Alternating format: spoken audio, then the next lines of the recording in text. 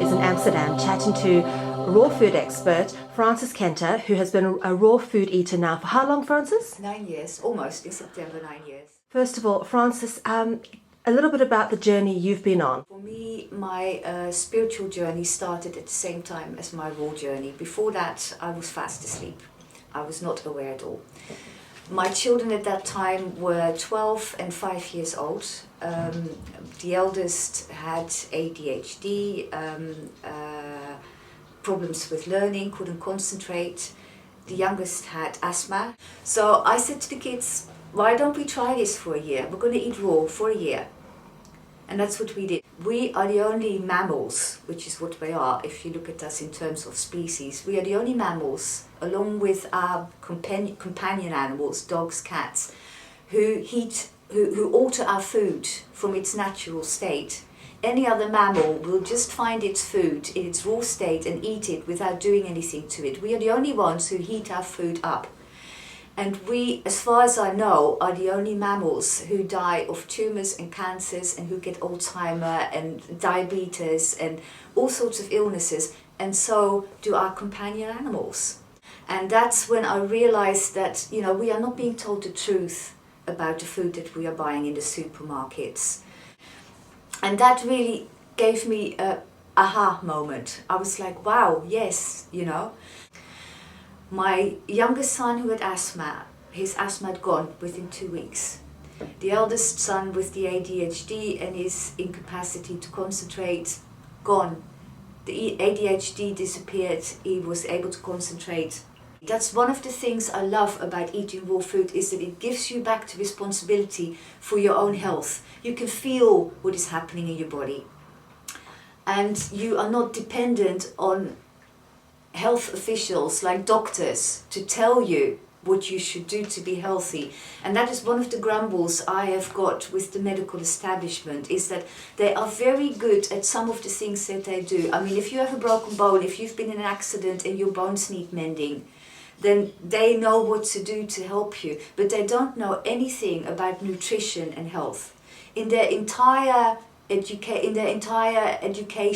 I think they have like half a day on nutrition and health. My kids, once they got through the initial detox phase of their body's cleansing, they just didn't get ill anymore. I mean, Tom has not seen a doctor for the last, I think, 8 years. We just don't see a doctor because we never get ill. I mean, cooked food is addictive. Something happens to food when you cook it that makes it very addictive. And you have to get through this addiction. It's like giving up smoking or giving up alcohol when you're addicted to alcohol, when you first give up cooked food. And once you're through that, it's a beautiful way to eat. It's a very happy and simple way to eat. Your taste buds change. They literally change. I mean, it becomes almost like an orgasmic experience to eat a really perfectly ripe mango. That's another aspect of raw food, is that it's a much kinder way to eat for the planet. On the same piece of land where you can grow enough plant material to feed like 12 families, you can also graze enough animals to feed maybe like 3 families. So growing plant food on a piece of land, you can feed far more people with than if you grew animals. And also there's a lot of research. I mean, for instance, Colin Campbell with the China study did the most exhaustive research ever and came up, I mean, this is a man who grew up on a dairy farm, Colin Campbell. He grew up with dairy and meat, and when he first started doing his research, he was doing research for the dairy and the meat industry. And by accident, he started looking at the connection of animal proteins and illnesses. And to his enormous surprise, he found out that people do not do well on animal proteins, and a lot of our common illnesses, including cancer, heart attacks, brain infarcts, are caused by animal proteins. And when people stop eating animal proteins, they can switch these illnesses off just like that. And I'm not even talking about eating raw now, I'm talking about eating vegan, you know, about not eating any animal proteins at all. So not only is it better for our bodies, it's better for the planet. For my eldest, it was a problem eating raw actually right from the start. He was 12 when we started. He started secondary school sort of within, I think, within a year of us eating raw. And I noticed this with my younger son when he started secondary school last year. Once kids go to secondary school, something changes for them with their food. He was having his smoothies for breakfast, and then he was being sent to school with apples.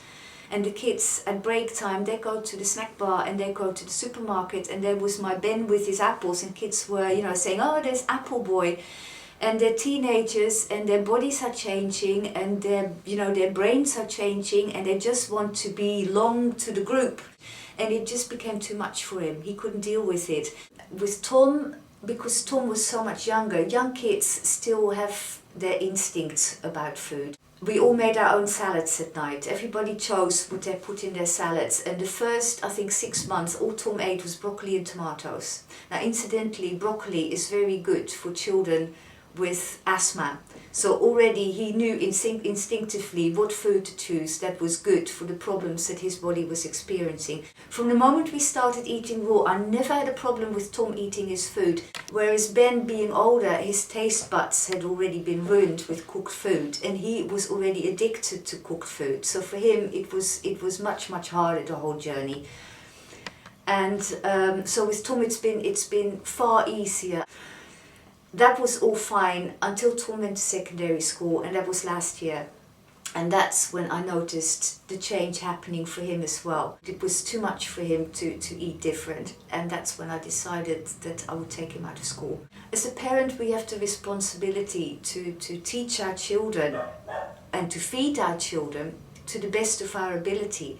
And if you're convinced, like I am, that certain foods will harm our children's health, then how can you say to your kids, it's all right, eat some of it? It becomes too hard when you have your kids in normal society to keep them eating like that. So you have to make a choice at some point, and the choice I've made is to take Tom out of school, to keep him eating raw for a bit longer. He needs to learn to make food choices for himself. And I'm hoping that if I can keep him going along the raw path for long enough, that at the point where he starts making his own food choices, that it will be so ingrained, and he will understand why he's doing it, that he will make good choices for himself. But it's the reason why I need to get Tom out of the school system. And I'm telling you, in Holland, once your kid is in the school system, it is very hard to get them out.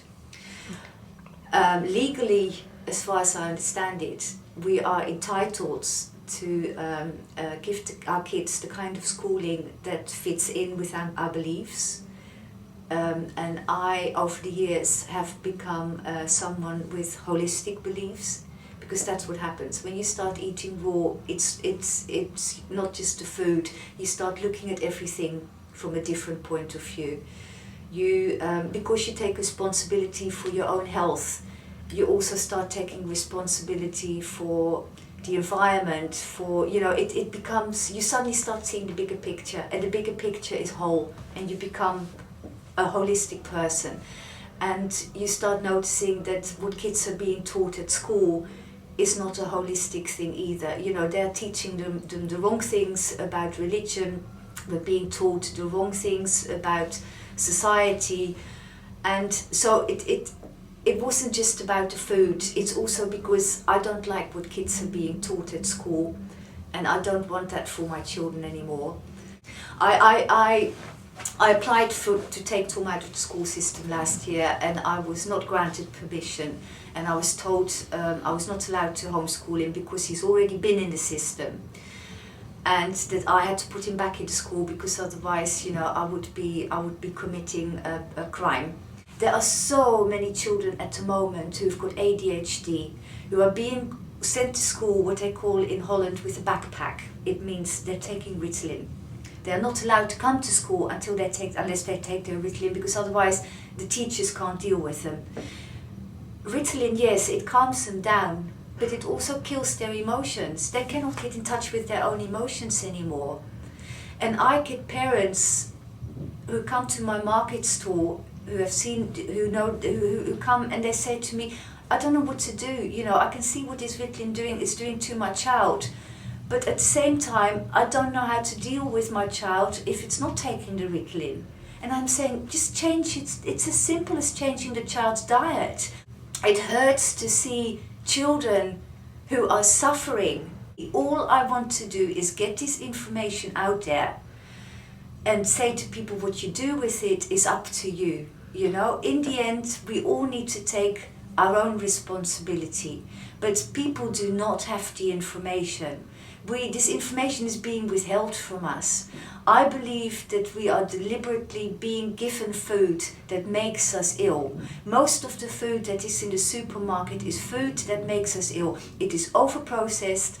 There are additives in it, there are chemicals in it that are affecting our brain. We are being dumped down by the food that's being given to us.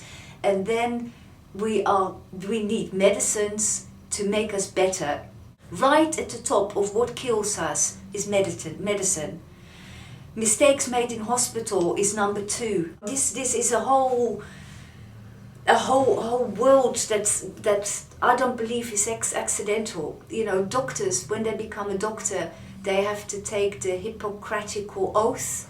Well, I call it the hypocritical oath, you know, and this oath is, first of all, do no harm. And that's what they're doing. They are harming us. I believe there are lots of doctors out there who feel a calling to become a doctor because they are healers. And this is how the only way they find to follow their calling. And all they want to do is good. But there are also doctors out there who are in the pockets of the pharmaceutical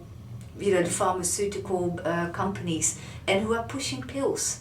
I don't believe it's necessary to take chemotherapy to cure cancer. We all have cancer cells in our bodies, all of us. And they're switched on and off by the diet that we eat. As simple as that. We do not need medicine.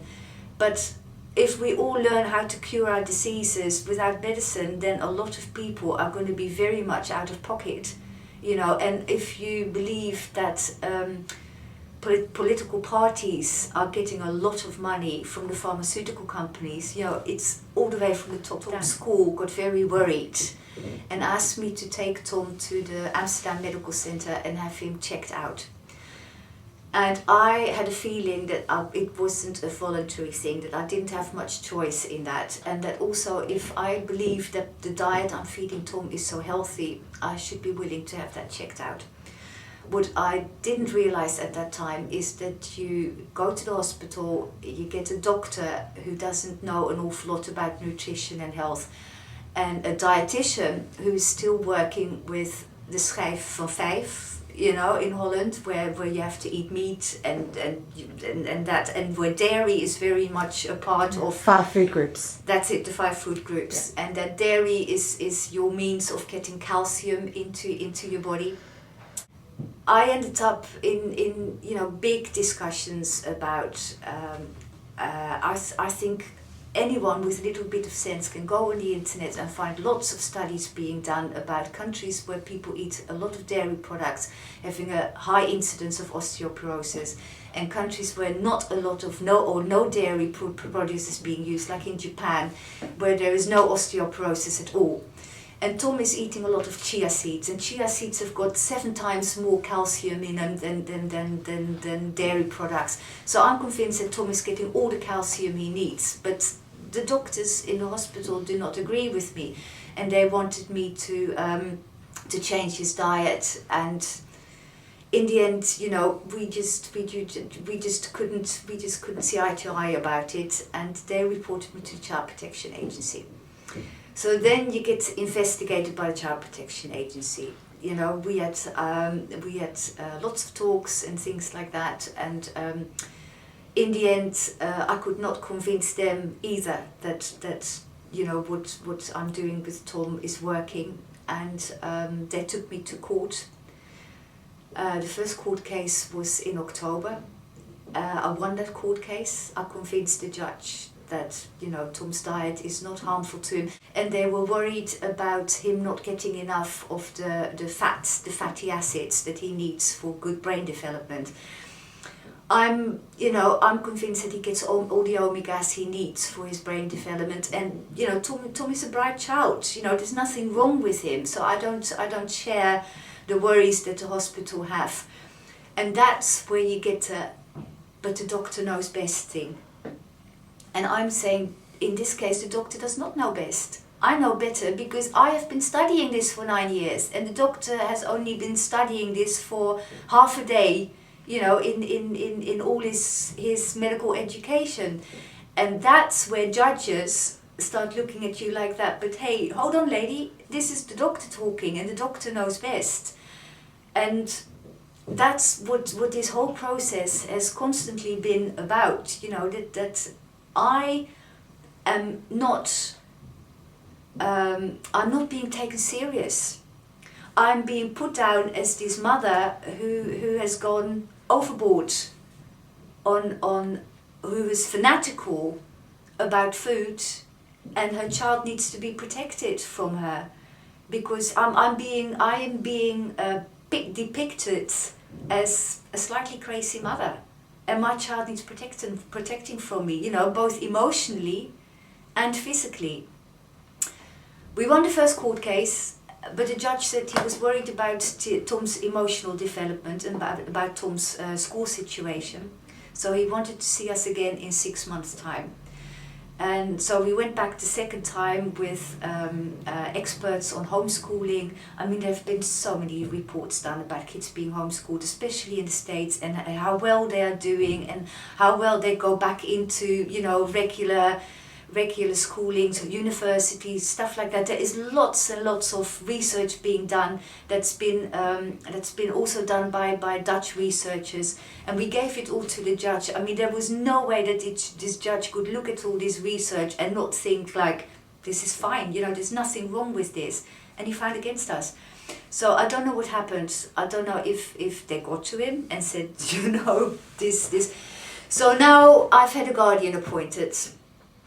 And I am sailing very close to, if I don't go with what this guardian wants. I mean, I had a letter last week saying that I've got my first appointment with the guardian next Thursday, and then we're going to talk about what they think I should change in the way I'm raising Tom. This is someone you've never met before? This guardian. And they're going to come and tell you how to raise your child? Yes. Okay, that's an important point. Yeah, it is. What the judge has done is he has appointed a guardian, and this is binding. I've just read through the booklets that comes with the letter that tells me, how this whole process works. I'm supposed to turn up there next week with Tom. The guardian is going to look at our situation and at the worries that the Child Protection Agency has got about Tom's growing up, and what they want me to change so that Tom can grow up safe and healthy. Because they're saying that at the moment he's not growing up safe and healthy with me. I've no idea at this point what they're going to want me. They're going to want me to change his diet. If they're going to go as far as to say that they want me to start feeding him dairy products, or if they want me to start feeding him cooked food, I don't know at this point. All I know is that if Tom has to start eating dairy products again, within no time he will start. Dairy products are very mucus forming in the body. If you drink a glass of milk, if you notice that mucusy feeling in your throat, that's what it does in your body, and it's put a layer of mucus in your stomach, and it puts a layer of mucus in your intestines, and then you cannot absorb the good things in your diet. Most of your absorption happens in your intestines. Your intestines are the seat of your health.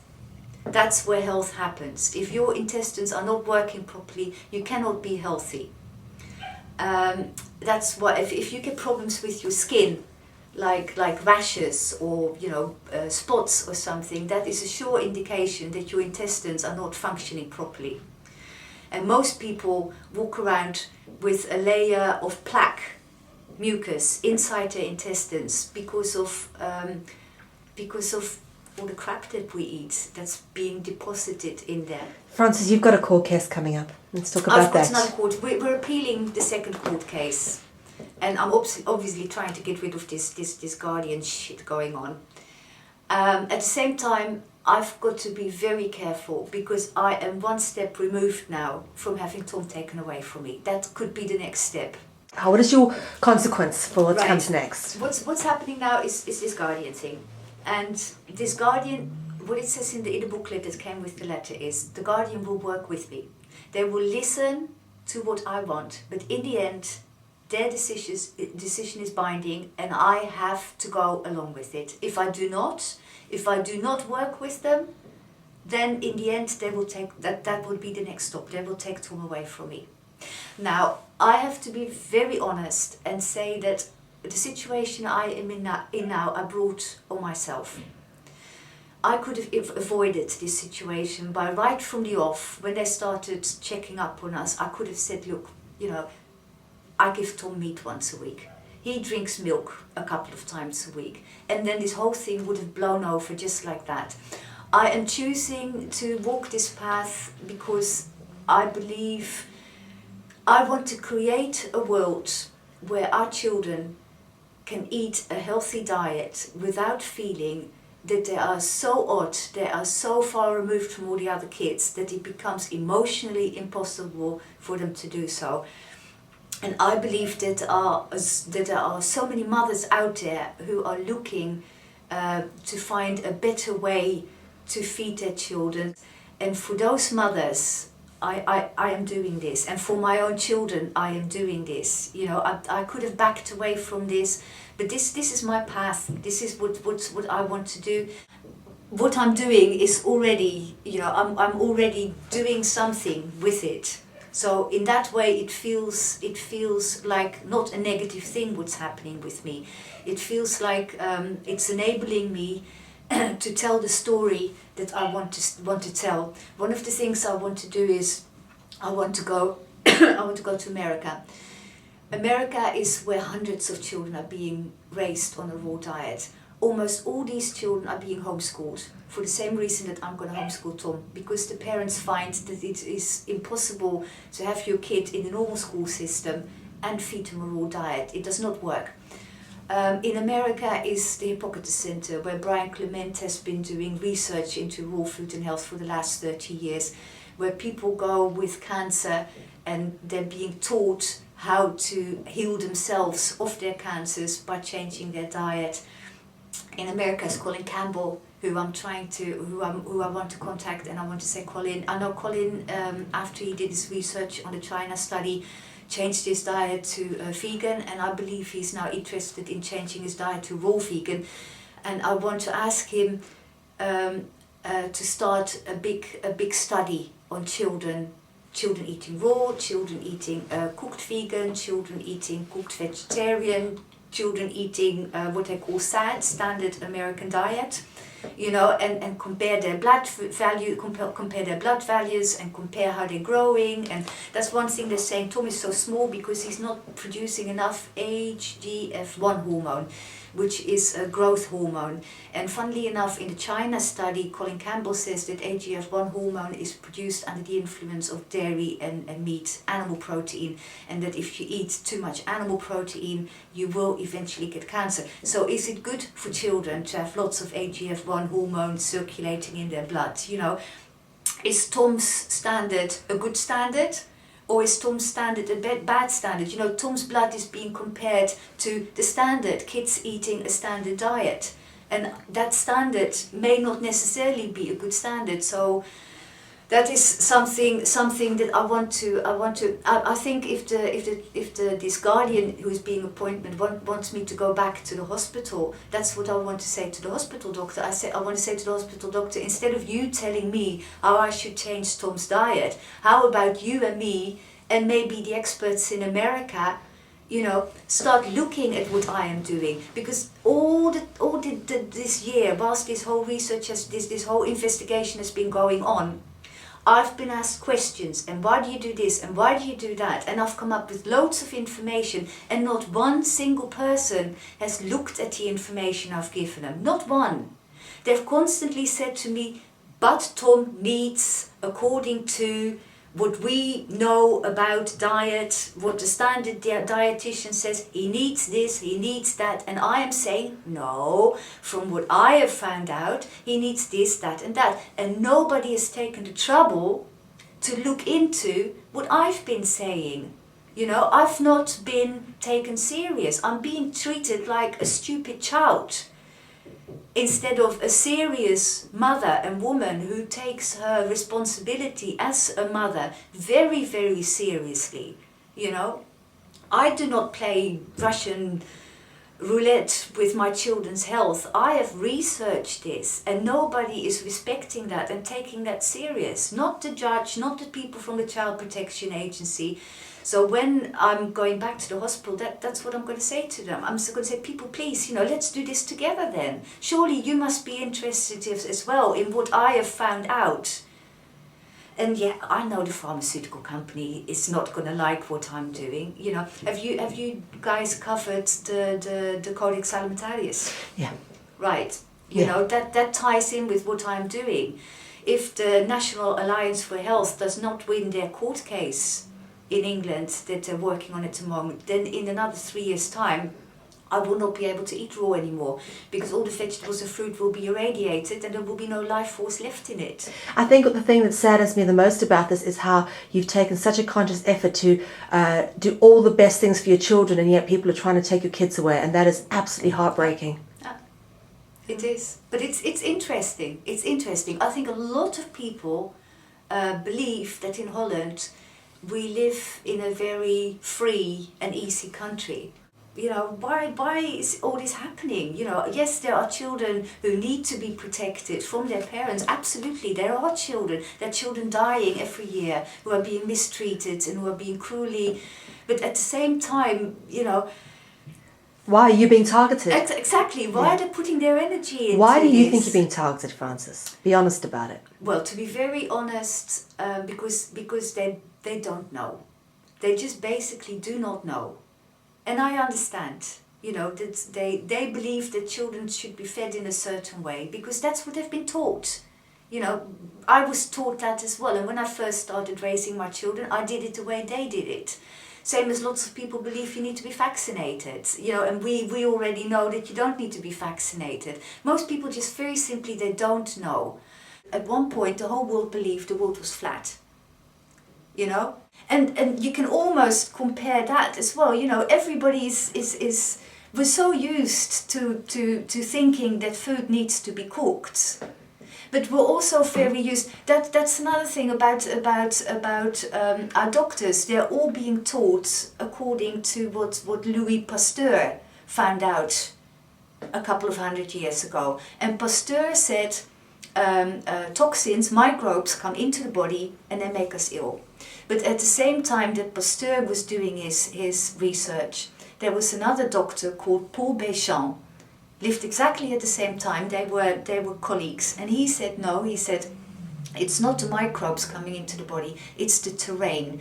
If the terrain is balanced, then the microbes can't do any damage. And what he meant was our body needs to be alkaline.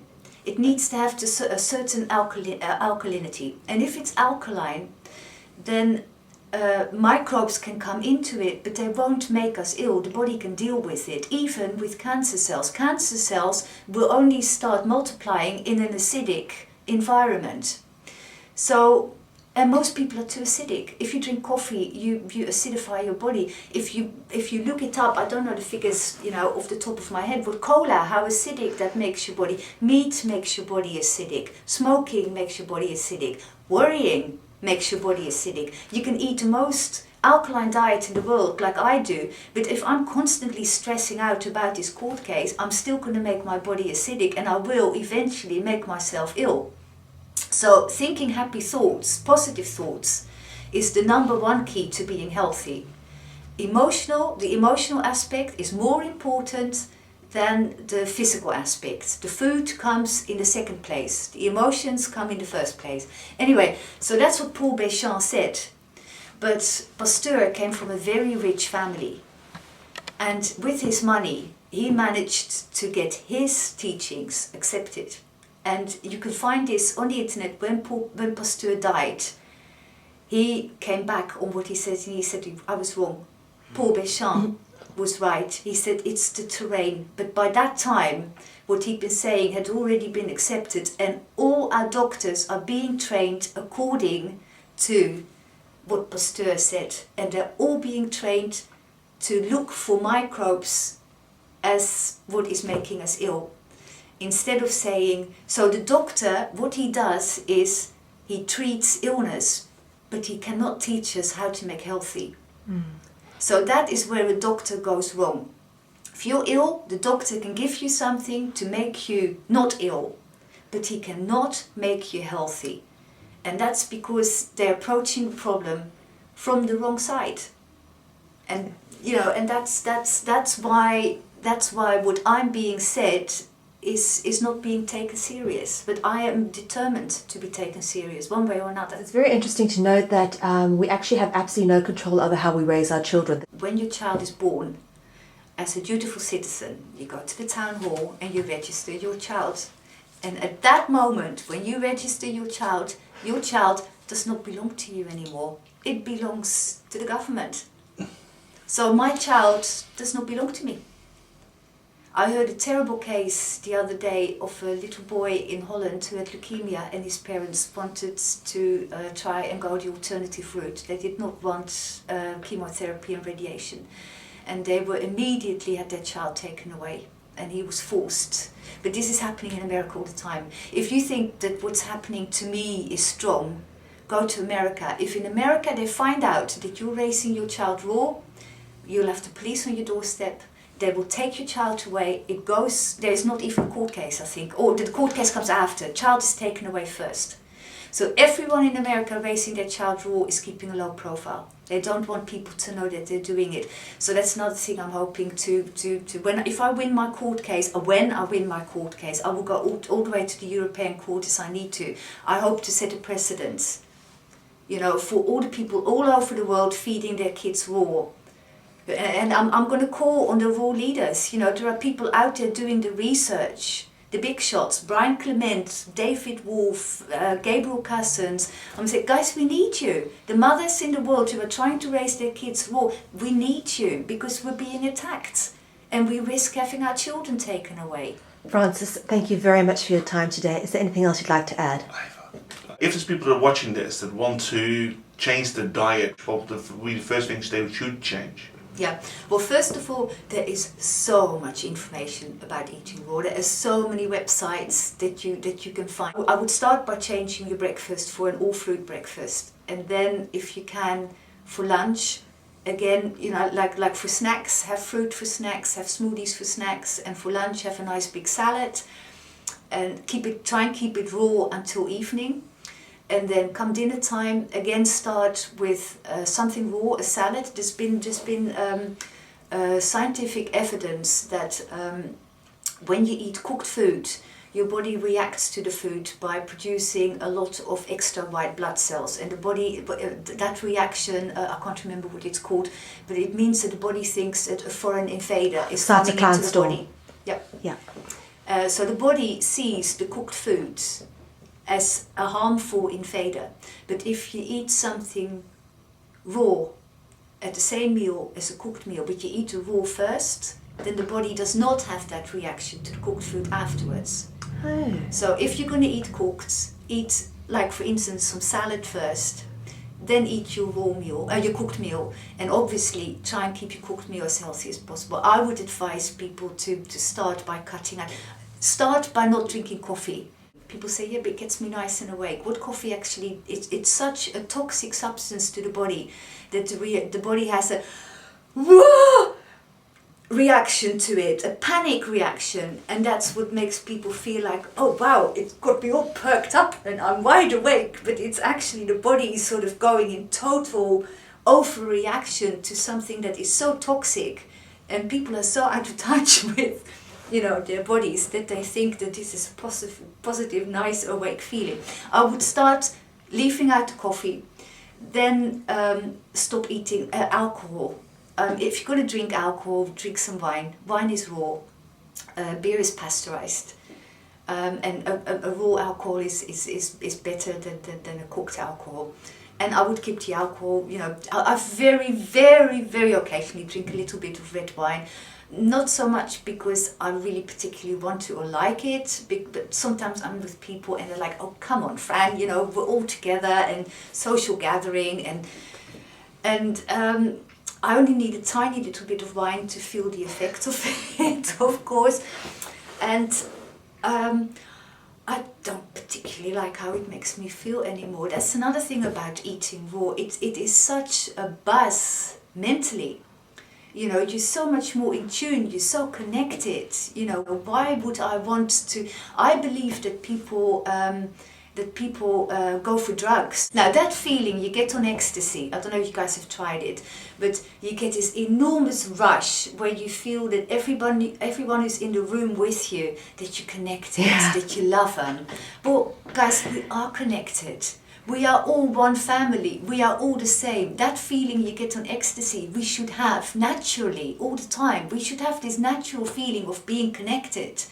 But because the food we eat and the things we do, we feel disconnected. We don't realize anymore. And when you start eating raw and you raise your vibration, you start feeling this connection again. But I believe that people take these drugs because they know, deep down, they know there is something missing in their life. This feeling of connection has gone. They're not feeling it. And when they take the drugs just for a little while, they can feel this connected feeling again. But I don't, this feeling I used to get on ecstasy, I now get, for instance, when I take the gold. You know, and being raw and the gold, man, I feel as connected as I feel beautiful. So why would I want to, you know, why would I want to take alcohol, which is only going to lower this feeling of being connected? So it's a big buzz to be on a raw food diet. It wasn't until this whole process I just talked to you about got started up that I ever doubted the fact that I was not free. Because like a good citizen, I was just, you know, behaving like a good citizen. And it just never occurs to you that you don't have the freedom to do what you want to do. And it's only now that the authorities are beginning to meddle in how I raise my son, that I'm beginning to realize that maybe I'm not as free as I always thought I was. And, you know, I'm just beginning to discover that maybe we're not as free as we thought we were. And for me, I think I'm going to find out pretty soon how free I am. Frances, thank you very much for your time today. It's been an honour and a privilege to have you share your information with us, and we look forward to speaking to you again soon.